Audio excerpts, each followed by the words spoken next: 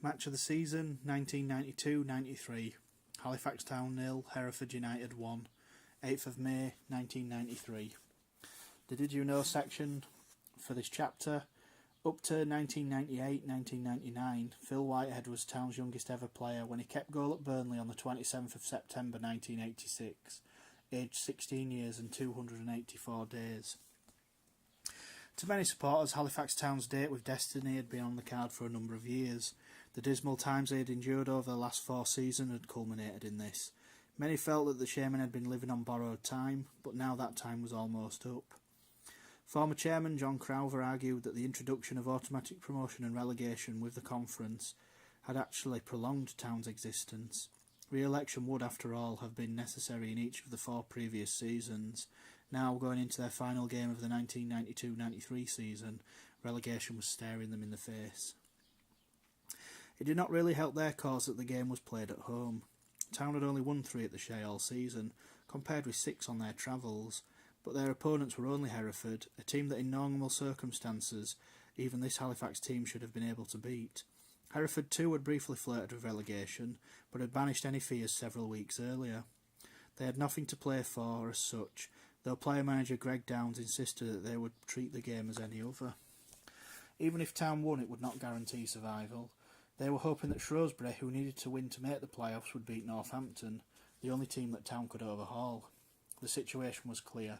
Halifax had to win and Northampton had to lose if the 2 clubs were to swap places.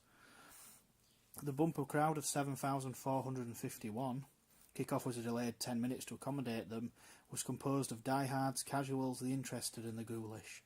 Most were behind the Shaymen and the players gave it their all. In the end, however, their all was not good enough. Dave Ridings went close early on, but a last-ditch tackle by Gareth Davis forced him to shoot wide from close range. Billy Barr tried his luck from 25 yards only to see the ball fly wide. But in truth, Hereford keeper Alan Judge was really troubled, and it was his counterpart Lee Bracey who made the save of the match when he tipped over a stinging drive from Owen Pickard. Although Town had failed to break through by half-time, there was hope that just a single goal might be enough, especially when news filtered through that Shrewsbury had scored twice against Northampton. But dreams of a great escape vanished after 61 minutes when Derek Hall, ironically a former Town player, side-footed home Darren Robotham's pass from what turned out to be the only goal. It evoked memories of Dennis Law's goal for Manchester City in 1974 that condemned his beloved Manchester United. But there was no pitch invasion, and Hall himself, unlike Law, went on to complete the match. Town had under half an hour in which to save the game, and they had their chances. A cross-come shot from Peter Craven hit the bar. Jason Hardish skewed wide, and substitute Neil Greenwood might have had a hat-trick. Judge denied him his best chance, making a point-blank save with time almost up.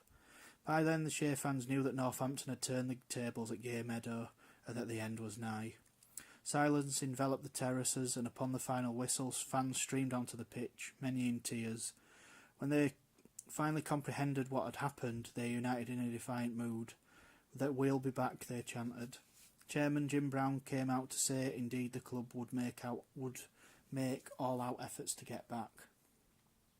Amidst all the misery and soul-searching, it was sad that Mick Rathbone, one of football's Mr. Nice Guys, should be seen as the man who took Town into the conference. A jack of all trades, he could now add relegation to his already crammed CV, but no one really laid the blame at his feet.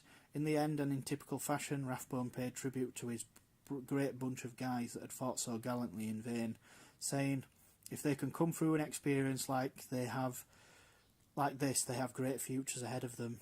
Except for a small handful, only Jamie Patterson and Chris Luchetti would forge any degree of success. Most would fade into football obscurity. There was a time when it looked like Halifax Town might do the same.